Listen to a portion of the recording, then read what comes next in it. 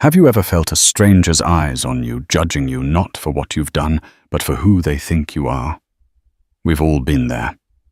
But what happens when that judgment comes from a person in a position of absolute authority? What happens when a 12-year-old boy traveling alone for the first time is singled out and humiliated for the crime of looking too smart? This isn't just a story about an airport confrontation. It's a story about a father's love, a mother's resolve, and a system forced to look in the mirror. It's about what happens when a petty tyrant in a TSA uniform messes with the wrong family.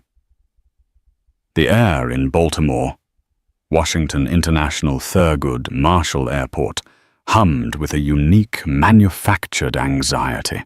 It was a symphony of rolling luggage wheels, muffled announcements, and the clipped impersonal tones of security personnel. For 12-year-old Elias Thornton, it was the sound of adventure. He clutched the straps of his well-worn JanSport backpack. The fabric faded from years of school and weekend trips, but the weight inside felt different today. It felt like responsibility. He was flying as an unaccompanied minor, for the first time a short hop from BWI to Boston Logan to visit his aunt for 2 weeks. His parents had gone over the plan a dozen times. His mother, Dr. Anya Sharma Thornton, had drilled him on protocol with the precision of the corporate lawyer she was. His father, Dr. Damon Thornton, had handled the emotional prep enveloping him in a hug that morning that felt like a force field. "You've got this rocket man," he'd whispered, a familiar nickname that always made Elias feel a little taller. Elias clutched a worn paperback in his hand, a buffer against the world. It wasn't a comic book or a fantasy novel, but a dense tome. A Brief History of Time by Stephen Hawking. He'd read it 3 times already, but its concepts of space-time and black holes were a comfortable place for his mind to retreat. He was a quiet kid, observant with large, thoughtful eyes that seemed to absorb everything. He was tall for his age, lanky, and a little awkward in his own skin, wearing a simple grey hoodie jeans and a pair of well-loved sneakers. The TSA line snaked forward with agonizing slowness. Elias did everything right. He slipped off his shoes, placed his laptop in a separate bin, and slid his backpack onto the conveyor belt. He watched it disappear into the dark maw of the X-ray machine. A momentary pang of separation hitting him. That bag contained his essentials, his book, his noise-cancelling headphones, a sketchbook filled with intricate drawings of nebulae and spacecraft, and a small, smooth stone from a family trip to the Grand Canyon. He walked through the metal detector without a beep. Success. A small smile touched his lips as he went to retrieve his belongings. But as his bin emerged, it was unceremoniously shunted to the side. A TSA officer, a thick-set man with a florid face and a name tag that read Hackett, picked up his backpack and held it as if it were contaminated. "This yours, son." Officer Gene Hackett's voice was a low growl that seemed to vibrate with suspicion. "Yes, sir," Elias said, his voice barely a squeak. Hackett squeezed the bag, his knuckles white. He looked from the bag to Elias, his eyes narrowing. "What's a kid like you doing with a laptop this fancy?" It was a standard-issue school MacBook, 2 years old. "It's for schoolwork, sir," Hackett grunted, unzipping the main compartment. He pulled out the sketchbook, first flipping through the detailed drawings with a dismissive air. "What is all this? Some kind of code?" Elias's cheeks flushed with heat. "They're just drawings of space." Hackett tossed the sketchbook back into the bin with a clatter. Then his hand fell upon A Brief History of Time. He pulled it out, holding it between his thumb and forefinger. He squinted at the cover. Then his gaze, sharp and accusatory, snapped back to Elias. Stephen Hawking. Hackett's lips curled into a sneer. "You read this stuff?" "Yes, sir. I like astrophysics." The line had begun to back up. People were watching now, their faces a mixture of impatience and mild curiosity. Elias could feel their eyes on him, prickling his skin. He just wanted his bag. He wanted to be invisible again. Astrophysics. Hackett repeated the word, drawing it out, making it sound like a disease. He looked Elias up and down, taking in his hoodie, his dark skin, his thoughtful expression. And then he said the words that would ignite a firestorm. "You know we have a profile for people like you." Elias blinked. "A profile?" "Yeah." Hackett leaned in his voice, dropping to a conspiratorial, yet loud enough for everyone to hear whisper. "The ones who try to look smart, the ones who carry things they don't understand to throw us off. It's a classic diversion. What are you really carrying in here?" The accusation hung in the air, thick and poisonous. It wasn't just about the bag anymore. It was about him. The blood drained from Elias's face. Look smart. He didn't look smart. He was smart. He loved learning. He loved the universe and its infinite, beautiful complexity. Now this man was twisting his passion into a weaponizing it to paint him as a threat. I don't understand," Elias stammered, his heart hammering against his ribs. Humiliation, hot and sharp, washed over him. He felt a dozen pairs of eyes on his back, their curiosity turning to suspicion. Was he a threat? Did he look like a terrorist? "Oh, I think you do," Hackett said, a triumphant smirk on his face. He began to systematically empty Elias's entire backpack into the bin, holding up each item for scrutiny. The headphones, a half-eaten bag of gummy worms, his lucky stone. Each item was presented as if it were evidence in a trial. "I'm going to need you to step aside, son," Hackett commanded, gesturing to a sterile, glass-walled enclosure. "We're going to have to do a more thorough search." Tears pricked at the corners of Elias's eyes, and he fought them back with every ounce of his will. He wouldn't cry. He wouldn't give this man the satisfaction. He could feel the stares, the whispers.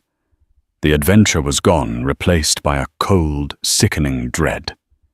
He was alone, singled out, and accused of being a fake, a fraud, a danger, all because he was a black kid with a book about stars. The glass-walled enclosure felt like a fishbowl. Elias sat on a hard plastic chair, his hands clasped tightly in his lap to stop them from shaking. Outside, the river of travelers flowed on, but many slowed as they passed, their gazes lingering on the boy being detained. He was now an exhibit, the threat. Officer Hackett was taking his time enjoying the performance. He had put on a pair of blue latex gloves and was now meticulously swabbing every single item from Elias's backpack for explosive residue. He swabbed the cover of Hawking's book with particular vigor. The process was deliberately slow, each movement designed to maximize Elias's discomfort and broadcast Hackett's authority. "Find anything interesting in your little space book?" Hackett drawled without looking up. "Any secret messages from your buddies?" Elias didn't answer. He focused on a scuff mark on the floor, tracing its shape with his eyes. He thought of his dad's parting words. "You've got this, Rocket Man." He felt like a failure. He didn't have this. He was scared and furious, and most of all, deeply, profoundly ashamed. He had done something to deserve this, he thought, in a twisted moment of self-blame. Maybe he shouldn't have brought the book. Maybe he should have worn a different shirt. A supervisor, a weary-looking woman named Brenda Riley with tired eyes and a name tag that read Supervisor, had wandered over. She observed for a moment, her expression unreadable. "What's the issue, Jean?" she asked, her voice flat. "Just being thorough," Brenda Hackett replied, not missing a beat. Subject fits a certain profile, carrying unusual items for a kid his age. Claims he's reading about quantum physics. It's suspicious. Riley glanced at Elias, then at the book. A flicker of something annoyance crossed her face, but it was gone as quickly as it came. "Run the swabs. If they're clean, let him go. The Boston flight boards in 40 minutes. She walked away, the brief exchange having done nothing to help, only serving to legitimize Hackett's actions in front of the public. The swabs would be clean, and everyone knew it. The point wasn't the result. It was the process. The humiliation was the goal. Elias's phone, which he'd thankfully kept in his pocket, buzzed. It was a text from his dad. Dad. Through security yet rocket man. Everything okay? Elias's fingers trembled as he typed a reply. He didn't want to worry them. He didn't want to be a burden. Elias, almost, long line. It was a lie, but what could he say? A man thinks I'm a terrorist because I like science. It sounded insane. Just as he hit send, a man's voice, calm but radiating an authority that cut through the airport's din, spoke from behind him. "Excuse me. I believe that is my son." Elias's head snapped up. Standing just outside the glass enclosure was his father, Dr. Damon Thornton. He was still in his work attire, a crisp button-down shirt and dark slacks. He hadn't gone home after dropping Elias off. He must have been watching from a distance, waiting to see his son safely through security before heading to his office at the Goddard Space Flight Center. And over his arm, he carried a navy blue jacket. Officer Hackett looked up, his face clouded with irritation. "Sir, this is a secure area. You'll need to step back." "I will not." Damon said, his voice dropping an octave. It was the voice he used when a project was behind schedule or a calculation was off, a voice that did not brook argument. "I asked you a question. That is my son, Elias Thornton. Why is he in there?" Damon's presence was a shield. He was a tall man, broad-shouldered, with the same thoughtful eyes as his son, though his were currently narrowed into slits of cold fury. He exuded a quiet confidence that made Hackett's blustering authority seem cheap and theatrical. "Your son was selected for a random additional screening," Sir Hackett said, puffing out his chest. "It's standard procedure." "Random?" Damon's eyebrow arched. "My son, who has no history of any trouble, who is a minor flying alone, was randomly selected. Or was it his choice of reading material that triggered your suspicion?" He gestured towards the bin, where a brief history of time lay face down. A few onlookers who had been watching the drama with Elias now stopped, their interest renewed by the arrival of the formidable father. Hackett's face began to flush a deeper shade of red. He was losing control of the situation. "So your son was acting suspiciously." He seemed nervous. He was carrying items that what Damon interrupted, stepping forward until he was right at the edge of the enclosure. Items like a sketchbook, a school laptop, a book by one of the greatest scientific minds of our time. "What about that?" "Screams threat to you." Officer Damon's voice was rising, drawing more attention. "Supervisor." Riley started walking back towards them, a concerned frown on her face. "Sir, I'm going to have to ask you to lower your voice," Hackett warned, pointing a gloved finger at Damon. Damon ignored him completely. His eyes were locked on his son, and what he saw there, the shame, the fear, the tear-streaked path on his cheek, Elias thought he'd hidden, broke his heart, and stoked his anger into a furnace. He slowly, deliberately unfolded the jacket that was draped over his arm. He slipped it on. It was a standard government-issue windbreaker, but the emblem on the chest was anything but standard. It was the iconic circular logo, the red chevron slicing through a blue sphere with the white letters orbiting it. NASA. He then reached into his wallet and pulled out his ID, holding it up for Hackett to see. The photo was clearly him. The name Dr. Damon Thornton was printed below it, and under his name his title, Senior Propulsion Engineer Artemis Program. A wave of murmurs rippled through the watching crowd. The context of the entire situation shifted in an instant. "My son Damon," said his voice, now dangerously quiet. "Likes astrophysics because his father builds the engines that will take us back to the moon. He reads Stephen Hawking because he wants to understand the universe we are trying to explore. He is not looking smart to fool you, Officer Hackett. He is smart. He is a child with a passion, and you have chosen to humiliate him for it in a public forum." Hackett stared at the NASA ID, his mouth slightly agape.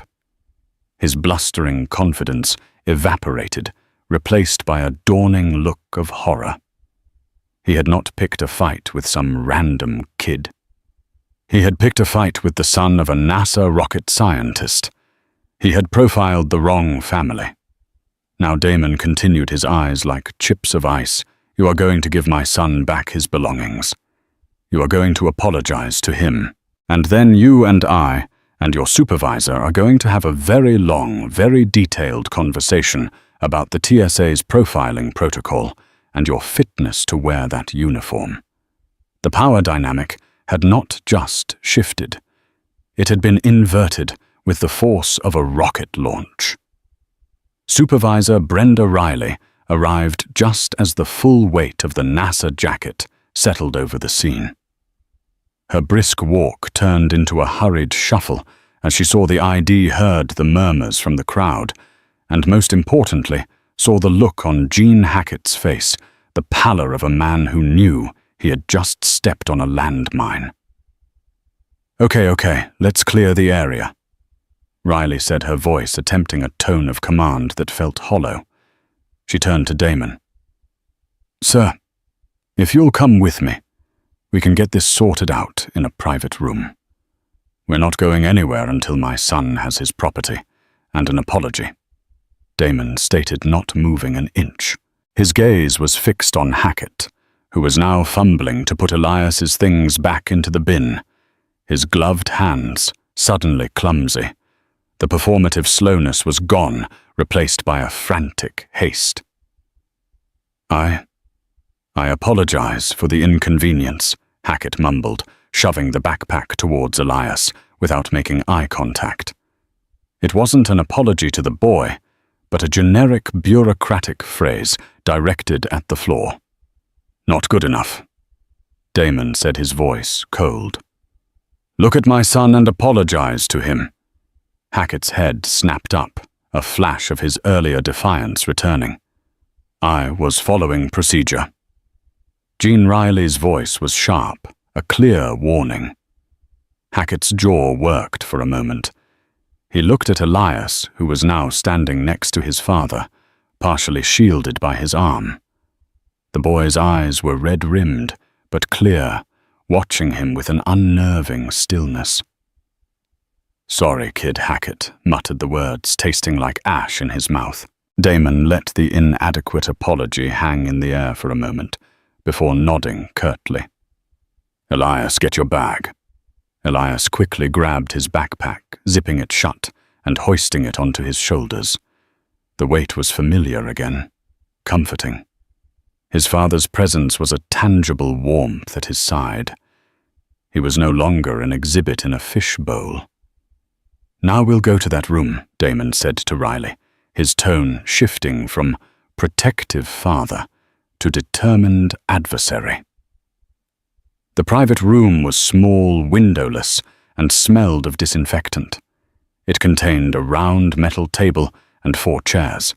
It was the kind of room designed to make people feel small and compliant. It wasn't working on Damon Thornton. As soon as the door clicked shut, Riley launched into her well-rehearsed de-escalation script. "Dr. Thornton, I want to sincerely apologize on behalf of the Transportation Security Administration for any distress this incident may have caused you and your son. Officer Hackett was, perhaps, overzealous in his duties. We have stringent protocols and sometimes in the interest of security." Damon held up a hand, cutting her off. "Miss Riley, please. Let's dispense with the script. Your officer didn't see a potential threat. He saw a black child who didn't fit into his narrow worldview of what a 12-year-old should be, and he decided to make an example of him. He accused my son of being a deceptive fraud for carrying a science book. That isn't overzealous.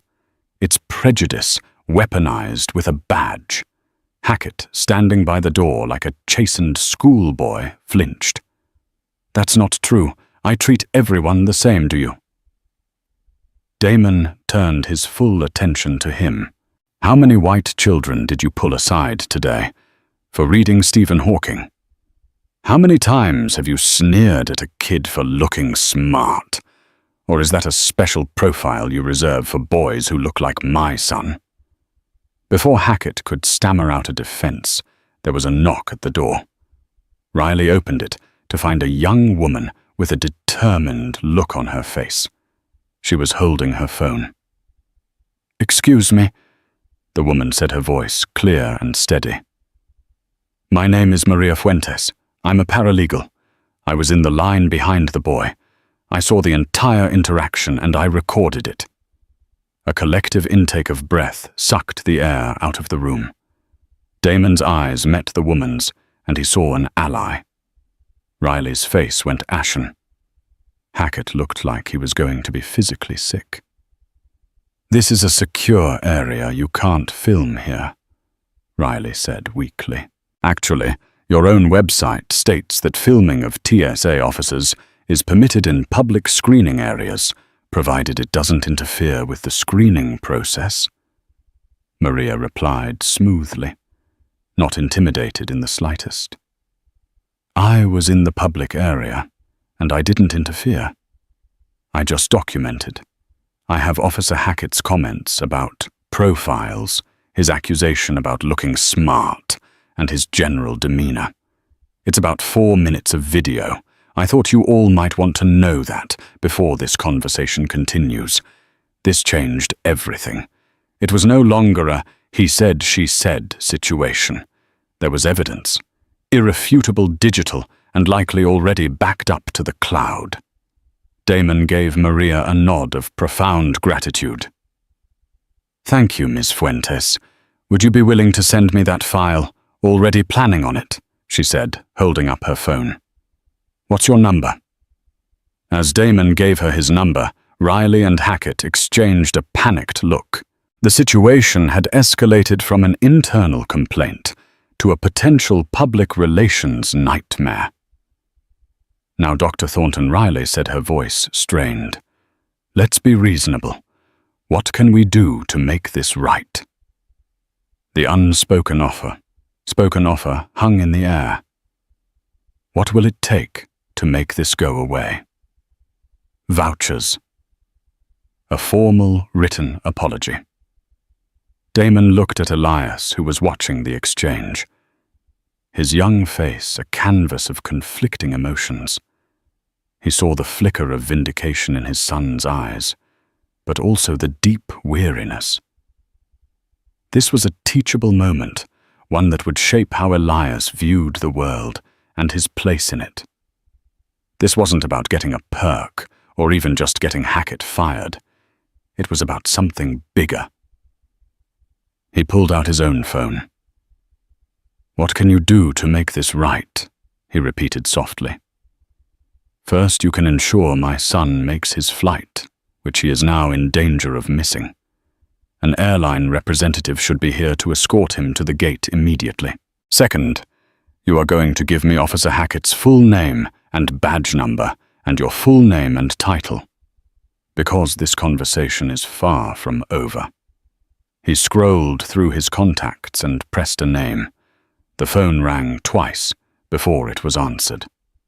"Anya," he said, his voice changing, softening with familiarity, but losing none of its intensity. "It's me. Something happened at the airport. Yes, Elias is okay. He's with me. But I need you. I'm sending you a video. We have a problem, and I think it's a legal one." He disconnected the call and looked at Riley, whose face had crumpled in defeat. The threat of involving a lawyer, his wife no less, was the final nail in the coffin of her hopes for a quiet resolution. "My wife, Dr. Anya Sharma Thornton, is a senior partner at Covington and Burling in D.C., specializing in civil rights litigation," Damon said, letting the information land with the force of a wrecking ball. "She'll be in touch." The drive from BWI to their home in a quiet, leafy suburb of Columbia, Maryland, was silent. Damon had ensured Elias was personally escorted onto the plane by a flustered gate agent, waiting until the jet bridge door closed before turning his back on the airport. Now, sitting in his car, the adrenaline began to recede, leaving behind a heavy, bitter residue.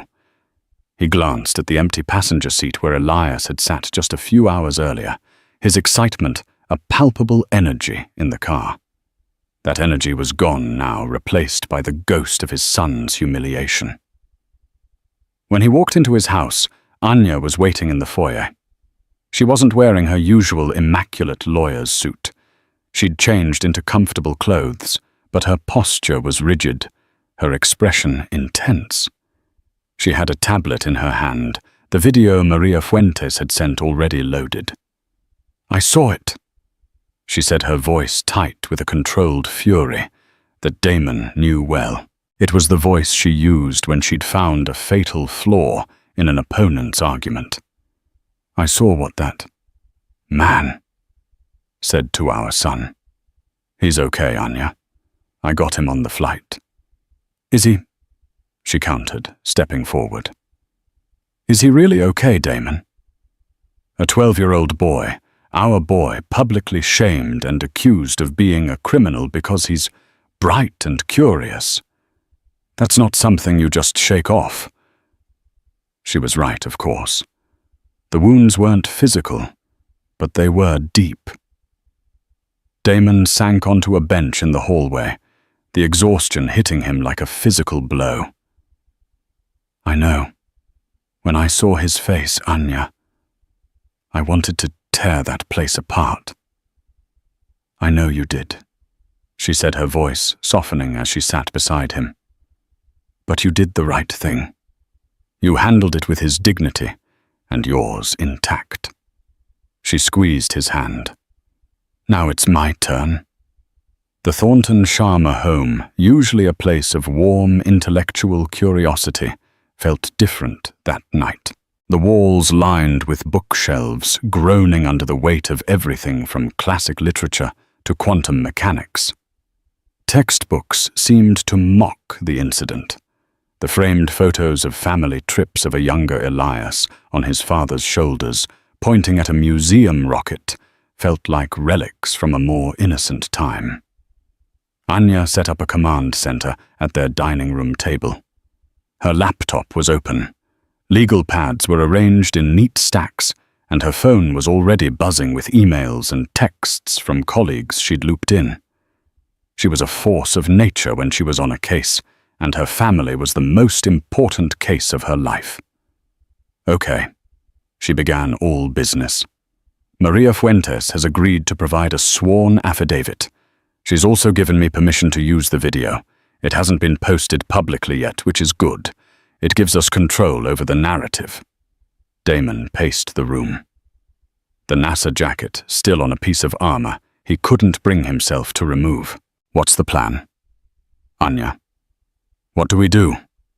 We have options, she said, ticking them off on her fingers. Option 1, a formal complaint to the TSA's Internal Affairs and the Department of Homeland Security's Office for Civil Rights and Civil Liberties. It's procedural necessary, but slow, and it often results in a quiet slap on the wrist for the officer a note in his file. Damon scoffed. Not good enough. I agree. Option 2, we go public. We give the video to a major news outlet, the Washington Post, the New York Times. It becomes a national story. The public pressure would be immense. It guarantees a response.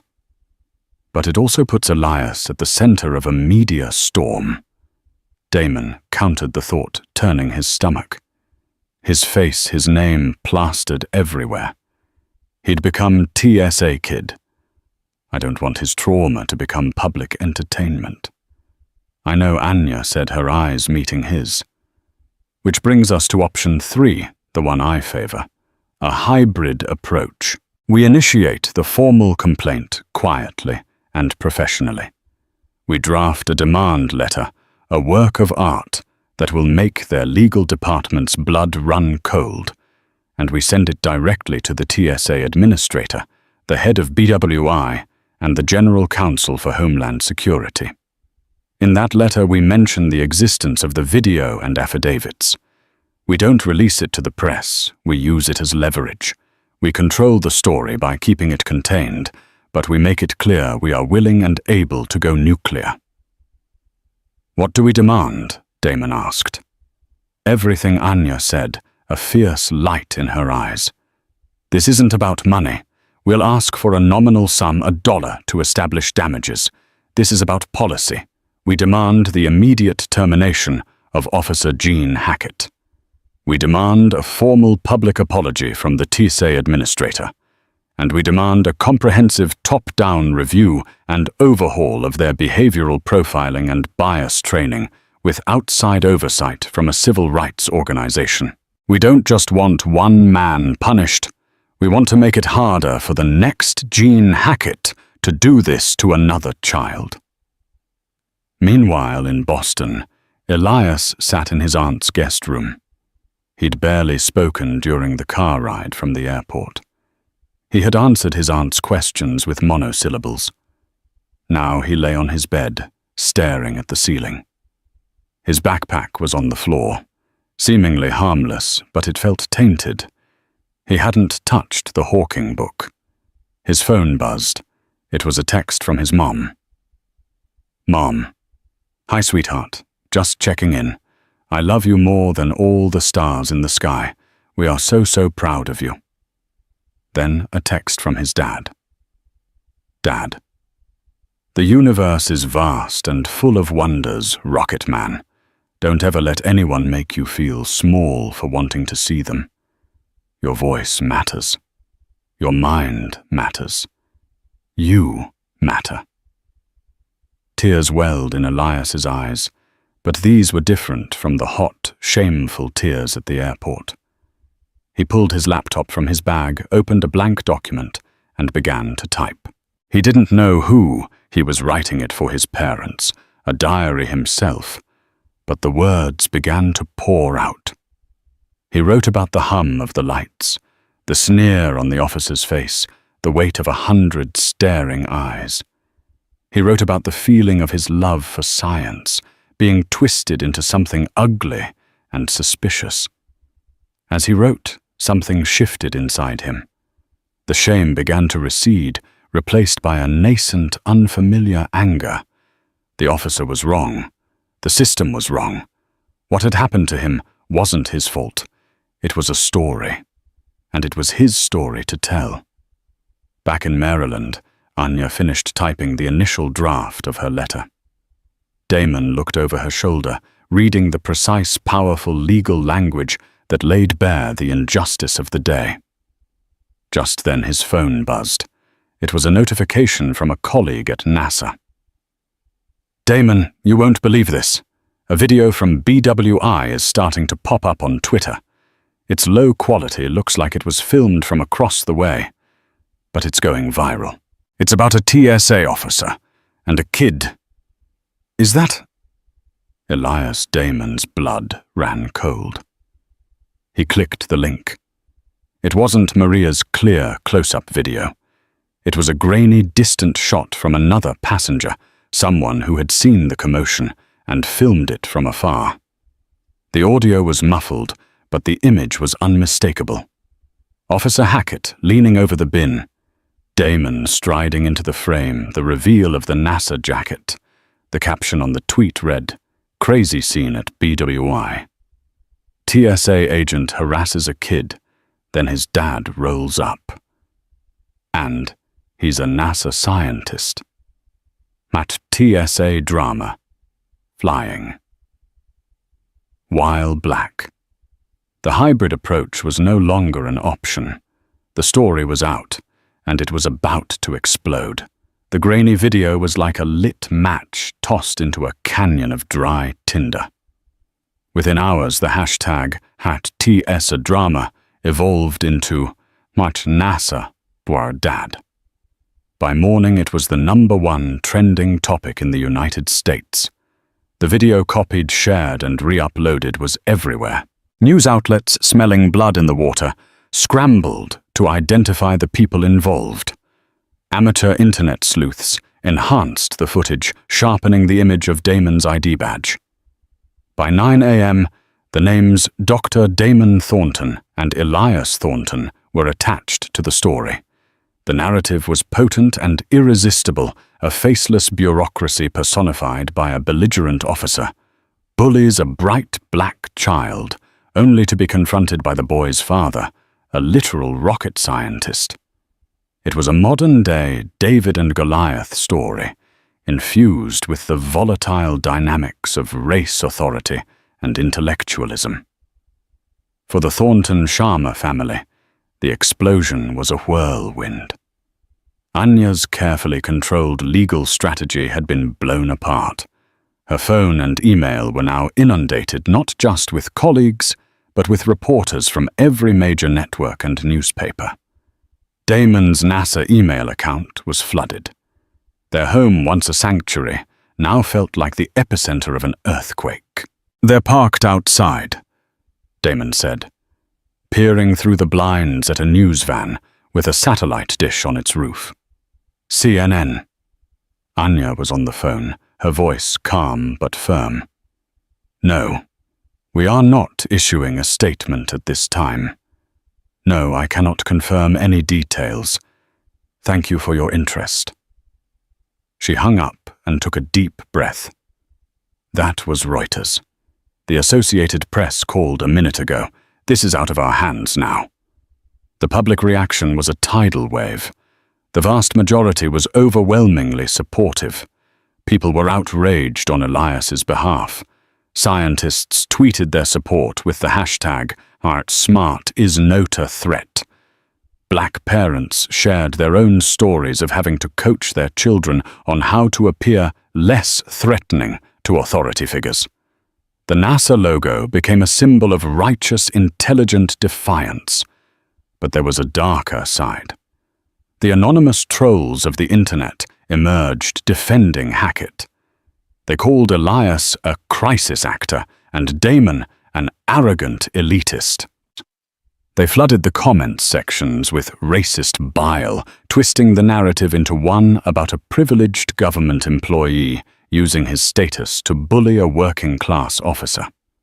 This duality, the outpouring of support and the venom of hate, was a stark illustration of the divided world they lived in. Meanwhile, for Officer Gene Hackett, the world had collapsed. He was summoned to a meeting early that morning at a sterile TSA administrative office far from the airport. He was met not by Brenda Riley, but by two stern-faced officials from headquarters and a lawyer from Homeland Security. The grainy video played on a large monitor in the room. "Is this you, Officer Hackett?" one of the officials asked. "I was following protocol for a suspicious individual." Gene stammered, his voice hoarse. The protocol for looking smart, the lawyer asked, her voice dripping with sarcasm. Please point me to that directive in your training manual. He was placed on immediate, indefinite, unpaid administrative leave, pending a full investigation. He was ordered to turn in his badge and credentials. As he walked out of the office, stripped of his uniform and his authority, he felt a bewildering sense of victimhood. They didn't understand. They sat in their fancy offices, making rules while he was on the front lines dealing with the public. He was just trying to do his job. He drove home to his modest townhouse in a state of shock. His wife Cheryl was waiting for him, her face pale. She'd had seen the video. Her cousin had sent it to her. Jean, what did you do? She asked, her voice trembling. I did my job. He exploded, the frustration and fear of the morning erupting in a torrent of anger. This kid, he had this look on his face. Arrogant, like he was better than me. Reading his fancy book. My son, our Kevin, can barely get through a comic book, and this kid is reading about black holes. It ain't right.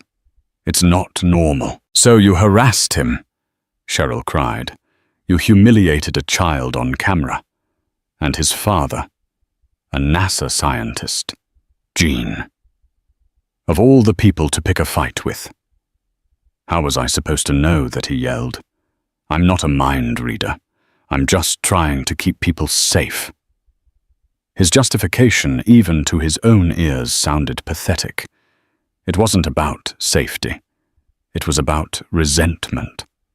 It was about the simmering anger he felt every day, anger at his dead-end job, his mounting bills, his own perceived failures in life. He saw in Elias Thornton everything he wasn't, everything he felt the world had denied him, and his own son.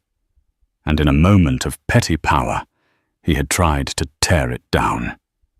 Now it was tearing him down instead. At NASA's Goddard Space Flight Center, the situation was being handled with institutional precision. The head of public affairs, a sharp woman named Dr. Aris Thorne, who was also Damon's ultimate superior, called him into her office. Damon, first and foremost, on a personal level, I am horrified.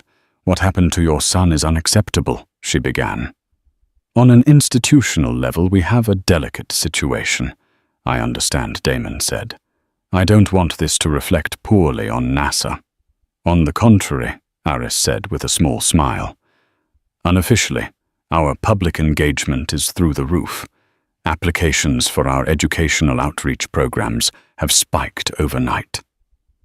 Had NASA a dad is the best PR we've had in a decade.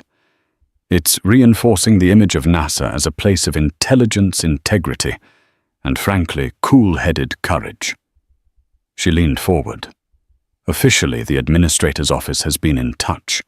They stand behind you completely. They've offered the full support of our legal department, though it sounds like your wife has that well in hand. They want to know what you need. What I need, Damon said, his resolve hardening, is for this to mean something. It can't just be a viral moment that fades in a week. Anya is drafting the official demands. It's about changing the system that allowed this to happen. Good, Aris said. That's what I hoped you'd say. NASA doesn't back down from a challenge. Let us know how we can help. Back in Boston, Elias was also watching the story explode. His aunt tried to shield him from the worst of it, but it was impossible. His friends were texting him links. His face, even grainy, was everywhere. He read the comments, the good and the bad. The supportive ones made him feel seen. The hateful ones made his stomach clench. That evening he called his parents. Mom, Dad, we're here, sweetheart. Anya's voice was warm and steady through the speakerphone. I saw the video, Elias said quietly. And the comments. Damon's heart ached. Elias, you don't have to read that stuff. It's just noise. I know. But the people who are saying nice things, they get it. Elias said, his own voice finding a new strength. They're sharing their own stories. It's not just me. There was a pause. Mom. Elias said, that letter you're writing to them. I want to add something.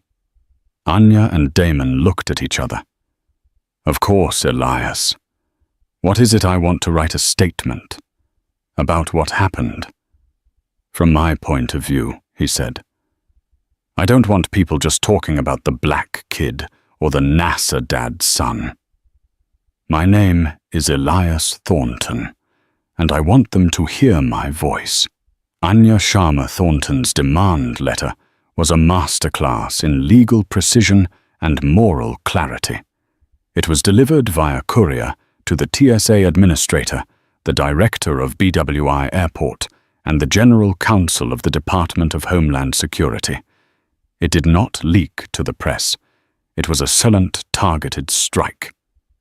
The letter laid out the events of the incident in excruciating detail, referencing the time-stamped video evidence provided by Maria Fuentes. It systematically dismantled any possible defense preempting claims of standard procedure or random screening. It quoted Officer Hackett's words verbatim. We have a profile for people like you, the ones who try to look smart. But the core of the letter, the part that elevated it from a simple complaint to a profound challenge, came at the end. Attached as Exhibit A was the personal statement from Elias Thornton. Elias had written it himself, his parents editing only for minor grammar. It was not the angry tirade of a victim, but the clear, incisive testimony of a young scientist observing a phenomenon. He wrote, My name is Elias Thornton. I am 12 years old. I love science. When Officer Hackett looked at my book, he didn't see a kid who loves to learn, he saw a threat. He believed that someone who looks like me isn't supposed to understand astrophysics. He wasn't trying to keep the airport safe. He was trying to make me feel small. Being smart shouldn't be suspicious. Being curious shouldn't be a crime. I am not a profile. I am a person. I believe the TSA needs to learn the difference. The effect of that statement, combined with Anya's legal framework and the looming threat of the viral video, was catastrophic for the TSA's internal damage control efforts. They were cornered. A public fight would be a disaster, validating every negative stereotype about the agency. A quiet settlement felt impossible. The Thorntons weren't asking for money they could easily pay. They were asking for accountability and change, which was far more costly. They requested a formal meeting. The meeting was held 2 weeks after the incident in a neutral conference room at a downtown DC law firm. On one side of the polished mahogany table sat Damon Anya and their counsel from her firm. On the other side sat a phalanx of government officials, the TSA's chief counsel, a deputy administrator, Brenda Riley, looking pale and drawn, and their own team of lawyers. Gene Hackett was not present. He had been formally terminated 2 days prior, a sacrificial lamb offered up in the hope it would appease the lions. It did not. We want to begin by offering our most sincere and unreserved apology to you, Dr. Thornton, and especially to your son Elias. The TSA Deputy Administrator began reading from a prepared statement. The actions of former Officer Hackett were inexcusable and do not reflect the values or training of our organization. We can confirm that his employment has been terminated effective immediately.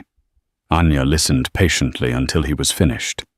We acknowledge the termination of Mr. Hackett, she said, her voice cool and even. It is a necessary first step. It is not, however, a solution. This was not a single bad apple. The tree is the problem.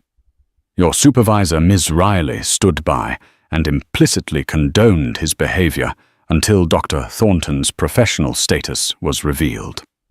This suggests the problem is cultural, not individual. She slid a thick binder across the table. This is our demand, not a negotiation. A demand. The government lawyer opened the binder. His eyes widened slightly as he read the key points. 1. A formal public apology from the TSA administrator to be read on camera, specifically referencing and quoting from Elias's statement. 2. The establishment of a new mandatory training module for all TSA officers nationwide, focused on mitigating implicit bias, to be developed in consultation with a designated civil rights organization, such as the NAACP Legal Defense Fund. 3. As part of this new protocol, a specific directive to be known internally as the Elias Thornton Directive, explicitly stating that a traveler's choice of reading material, intellectual conversation, or academic-related possessions can never be used as a basis for suspicion or secondary screening. 4. A commitment to track and publicly release anonymized data on secondary screenings, broken down by demographics, to ensure accountability. The TSA Chief Counsel scoffed. This is unprecedented. We can't name a directive after a complainant. We can't cede curriculum development to an outside group. This is an overreach. This was the moment Damon had been waiting for. He leaned forward, speaking for the first time. Overreach. Let me tell you about overreach. Overreach is a grown man in a position of power using his authority to bully a child. Overreach is creating a hostile environment for a citizen based on the color of his skin and the content of his mind. He paused, letting his words sink in. I work for NASA. My entire career is about calculus, trajectory, velocity, stress, tolerances. It's all about predictable outcomes based on initial inputs. You have a cultural problem in your organization, a flawed input. The predictable outcome is what happened to my son, and it will happen again to another child, unless you fundamentally change the equation. He then delivered the twist, the final piece of leverage Anya had uncovered in her deep dive. We also know Damon continued, his voice dropping, that this wasn't the first time for Officer Hackett. Our own investigation through a simple Freedom of Information Act request that your agency was slow to fulfill uncovered 2 prior complaints against him for similar behavior. One from a young Muslim woman wearing a university sweatshirt, another from a Latino man carrying architectural blueprints. Both complaints were deemed unsubstantiated by Supervisor Riley. He stared directly at Brenda Riley, whose face turned the color of chalk. You didn't have a bad apple, you had a rotten branch, and you repeatedly failed to prune it. You are as culpable as he is, so you can call our demands an overreach, or you can see them for what they are, the absolute minimum required to begin fixing the systemic failure you have allowed to fester. The choice is yours. Accept our terms, or we walk out of this room, and my wife will file a federal lawsuit this afternoon. We will release every piece of evidence we have. Maria's video. Elias's statement, the prior complaints against Hackett.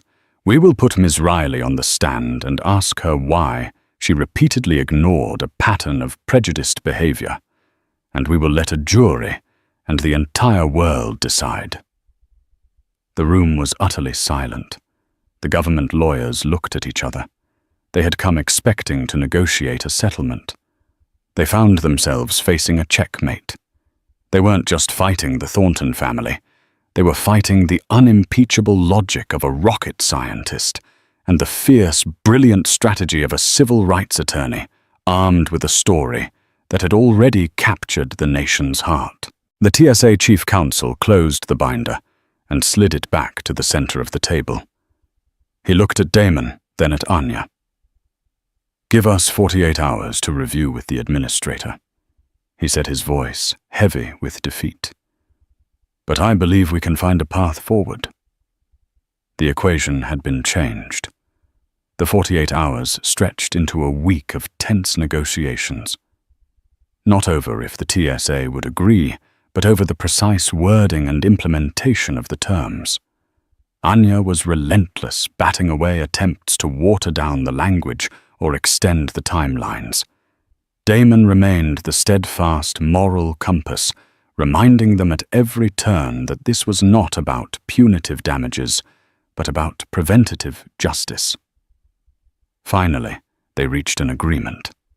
The TSA administrator, a career civil servant with a somber expression, stood before a podium at a press conference. He read a carefully worded statement acknowledging the unacceptable incident at BWI. He announced the nationwide rollout of a new enhanced bias awareness training program. And then, as Anya had insisted, he looked directly into the camera and said, "We were particularly moved by the words of the young man involved, Elias Thornton, who wrote, 'I am not a profile, I am a person.' He is right, and it is our duty to ensure that every one of our 50,000 officers understands that fundamental truth. We will do better." He didn't use the term Elias Thornton Directive, a concession the TSA's lawyers had fought for, and won, claiming it would set a dangerous precedent. Anya had traded the name for a stricter, faster implementation timeline and a more robust oversight committee, which now included a seat for a representative from the civil rights group they'd designated. It was a strategic victory. The story had reached its public conclusion. The news cycle moved on. The hashtag NASA Tordad faded from the trending topics, but for the Thornton family, the resolution was quieter and more profound. Elias returned from his aunt's house, not broken, but changed. The incident had forced him out of his quiet observational shell. He had found his voice first in his written statement, and now in person. He gave a presentation at his school's science club, not just about black holes, but about the importance of curiosity and of standing up to prejudice even when it was frightening. His classmates, who had all seen the news, listened with a new respect. He was no longer just the quiet, smart kid. He was Elias, the boy who had spoken truth to power and won. Damon and Anya watched his transformation with a mixture of pride and sorrow. Pride in the resilient young man he was becoming, and sorrow that he had been forced to grow up so quickly. The incident had left a permanent mark, but they had ensured it was a scar, not an open wound. One clear, cold night a month later, Damon set up his powerful amateur telescope in the backyard. It was a clear night, and the Andromeda Galaxy was a faint, hazy smudge in the eyepiece. "Come take a look, Rocket Man," he called to Elias, who was sitting on the back step. Elias came over and peered into the telescope.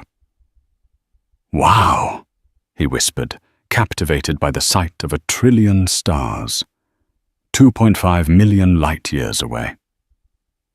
"You know," Damon said, standing beside him, his hand on his son's shoulder, "when you look at something that big, that old, it puts things in perspective." "Yeah," Elias said, still looking. "Officer Hackett seems pretty small right now." "He is small," Damon agreed. "The universe is governed by immense, powerful, beautiful laws. Gravity, electromagnetism, the laws of thermodynamics. They are consistent, and they apply to everyone and everything, no matter who they are or what they look like." He looked up at the glittering swath of the Milky Way. "People, we're more complicated. We make up our own petty rules. We let fear and ignorance create interference. Sometimes the hardest job isn't calculating the trajectory to Mars. It's correcting the course of one person's heart, or one institution's culture. Elias looked up from the eyepiece, his eyes reflecting the starlight. The fear that had haunted them was gone, replaced by the familiar, brilliant curiosity his father so loved. "But it can be done right," Elias asked. "You can correct the course." Damon squeezed his son's shoulder, a full, genuine smile spreading across his face for what felt like the first time in a month. "Yeah," he said, his voice thick with emotion. "Yeah, you can. You just need the right thrust, the right trajectory. And you can't be afraid to make a little noise on liftoff." Together, father and son stood under the vast, silent, and impartial sky, two brilliant minds bound by love, resilience, and an unshakable faith in the power of seeing things and people for what they truly are. The journey had been harrowing, but it had brought them here to a place of deeper understanding, their family bond stronger than any force on earth. The story of Elias and Dr. Thornton isn't just a viral moment. It's a powerful reminder that one family's courage can challenge a system. It shows that standing up for what's right with intelligence and dignity can create ripples of change that extend far beyond a single incident. We've all seen injustice, big and small. The question is, what do we do when we see it? Do we look away, or do we become an ally like Maria Fuentes? Do we stand up and speak like Dr. Thornton? If this story of integrity, family strength, and the fight for justice moved you, please give this video a like to help it reach more people. Share it with someone who needs to hear a story of hope and courage. And most importantly, subscribe to our channel for more real-life dramas that explore the challenges and triumphs that connect us all. What would you have done in their shoes? Let us know in the comments below.